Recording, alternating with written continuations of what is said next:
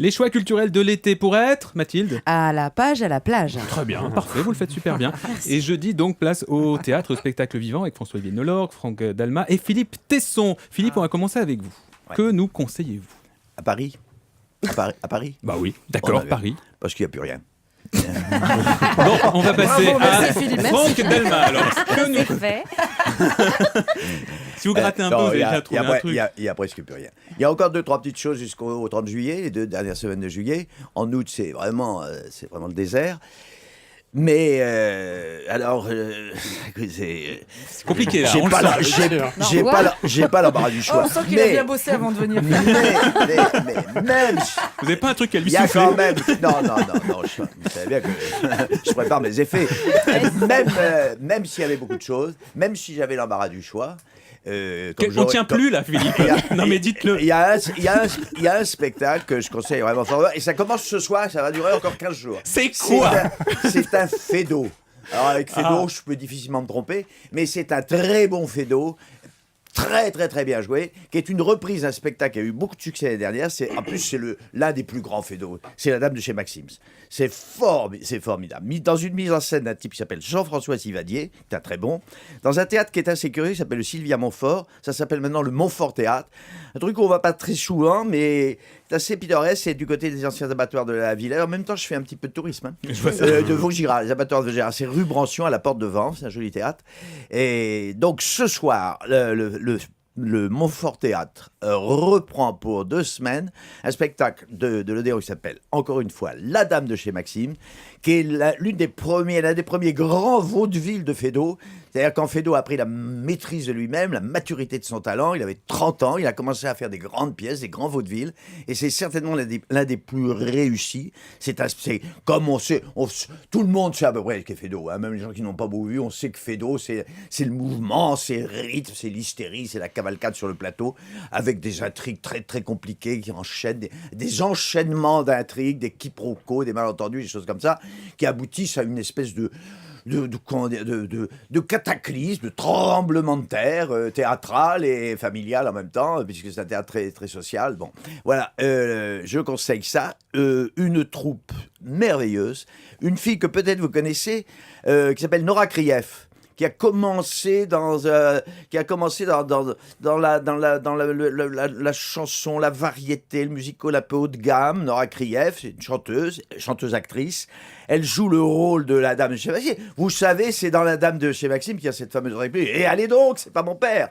Ça a été joué par Zizi Jeanbert autrefois. Les meilleures actrices y sont. Il faut toujours des actrices comme un petit peu une valeur ajoutée, musique, chanson, variété, choses comme ça. Et c'est ça, Nora Krief. Elle est formidable. Elle joue ça comme Gavroche en jupon avec la gouaille. C'est une fille, c'est une chanteuse de musical qui se trouve immergée dans une société bourgeoise conventionnelle et elle crée le drame autour d'elle. Et un acteur, j'en termine avec ça, formidable, Nicolas Bouchot, qui joue un rôle sublime, une espèce de pantin désarticulé, lunaire. C'est formidable. Je conseille à tout le monde, La jeune, Dame vieux, de cultivé, chez inculte, Maxime. c'est fantastique. C'est donc au Montfort Théâtre à Paris, porte devant une autre pièce à l'affiche tout l'été ?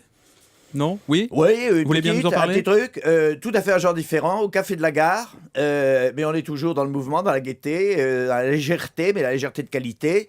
Le Tour du monde en 80 jours, par un jeune, revisité par un jeune metteur en scène qui s'appelle Sébastien Azopardi, qui traduit Jules Verne avec seulement, il y a une quarantaine de personnages dans le Tour du monde. Il fait ça avec 5 acteurs, des jeunes types. Il fait une espèce de bande dessinée, marionnette, une reconstitution élégante, marrante, pleine d'humour du roman de Jules Verne. Ça s'appelle Le Tour du monde en 80 jours au Café de la Gare, rue du Temple, toujours à Paris. Et Anne Forest, notre réalisatrice, l'a vu, elle dit que c'est génial. Ah bon ? Oui, absolument. Franck Dalma. Oui, Philippe, moi je suis pas tout à fait d'accord avec vous, il y a quand même encore des choses à Paris. Moi j'ai trouvé une perle, ça s'appelle Bonjour Ivresse. Et Aymeric, je ne sais pas si vous vous souvenez, mais hier François-Olivier Nolorgue nous a parlé de Tarantino qui avait déclaré que plus qu'un bon scénario, un bon film c'est un tube toutes les 10 secondes.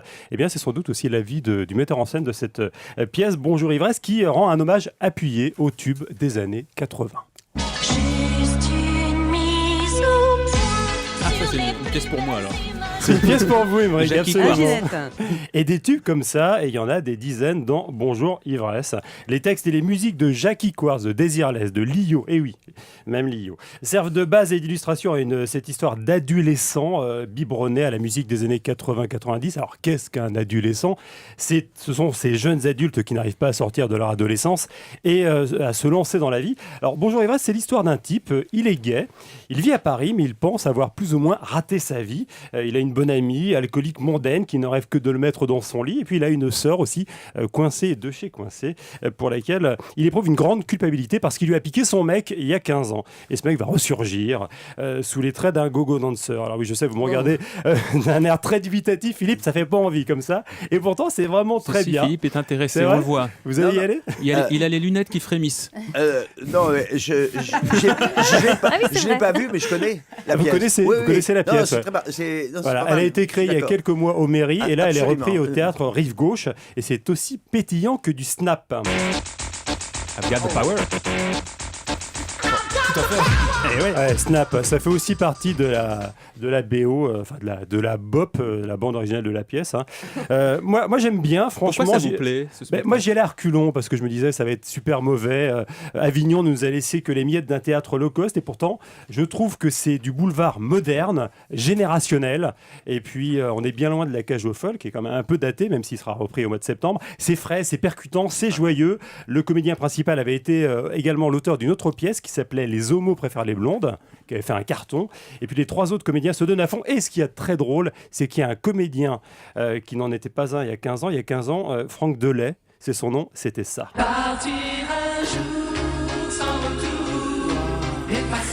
France des To Be Free. Voilà, Franck Delay à Next to Be Free, l'un des premiers boys bands dans les années 90 à avoir fait parler de lui. Et bien contre toute attente, cet ex-boys bander, je ne sais pas si ça se dit, est un... On vous le laisse celui-là. Fallait commencer Il est par très là. bon, il est vraiment très bon. Il a de vrais talents comiques, il joue sur l'autodérision. Donc c'est au théâtre Rive ça Gauche s'appelle depuis Bonjour 15 jours. Ivresse. Ça s'appelle Bonjour Ivresse. C'est plus près quand même de Nuit d'Ivresse que de Françoise Sagan. Et c'est à Paris tout l'été. François-Olivier Nolor. Ah bah moi, Émeric, je voudrais vous parler de quelque chose de complètement différent ce matin. C'est que pour moi, le spectacle le plus intéressant cette année, c'est la manière utilisée par les artistes pour faire monter le buzz autour de leur spectacle. Car en 2010, la vraie nouveauté, c'est le contraste, le paradoxe et le storytelling. C'est-à-dire l'histoire imaginée tout autour de la création d'un spectacle. Ainsi, pour voir Prince cette année... Eh oui, il fallait être au Grand Palais ou alors sur la Grande Place d'Arras. Idem pour M, R ou Christophe, il fallait être au château de Versailles pour que leur musique se mélange au parfum des fleurs. Et pour écouter du rock autrement, il fallait voir les bébés brunes sur le toit d'un bus londonien. Et pour s'étonner d'un clown, il fallait voir Guy la Liberté du Cirque du Soleil dans l'espace. Et pour lever un sourcil cette année, pour un saut en rollerblade, il a fallu voir Taille Chris où, je vous le demande Sous Eiffel. la Tour Tour Eiffel. Eiffel. Bravo. Et puis les universités d'été du PS, cette année à La Rochelle, sont presque plus attendues que les francopholies. Et Khaled, vous l'avez vu cette année ? Il a chanté pour la Coupe du Monde de football sur le stade de foot de John Icebourg. Je te dis, Bref. pour les coupes du monde de foot et tout, il y a toujours des artistes qui vont sur les terrains. Oui, tout à fait. Alors, pour créer l'événement, aujourd'hui, il faut être partout, sauf Ah, si. dans une salle de concert ou dans un théâtre. Au passage, le prix des places n'a pas baissé. On peut le dire que ça, c'est toujours un vrai problème. Ça augmente même. Mais ce qu'il y a de plus étrange et de paradoxal cette année, c'est que les artistes qui étaient avant-gardistes, comme Jean-Michel Jarre, eux, sont retournés dans les salles de concert. C'est vrai. Ils sont revenus à Bercy et la soi-disant très Ils sont même allés innovante... pour la première fois. Genre, il était jamais allé dans une salle de concert. Ah non, Il c'est faisait pas... que des trucs en plein air. Mais il va où à Bercy ? Oui, tout à fait, il a chanté à Bercy Ouais, cette le année. Et la rebelle. soi-disant très innovante Lady Gaga aussi, elle s'est produite sans surprise au modeste Palomnisport de Paris-Bercy.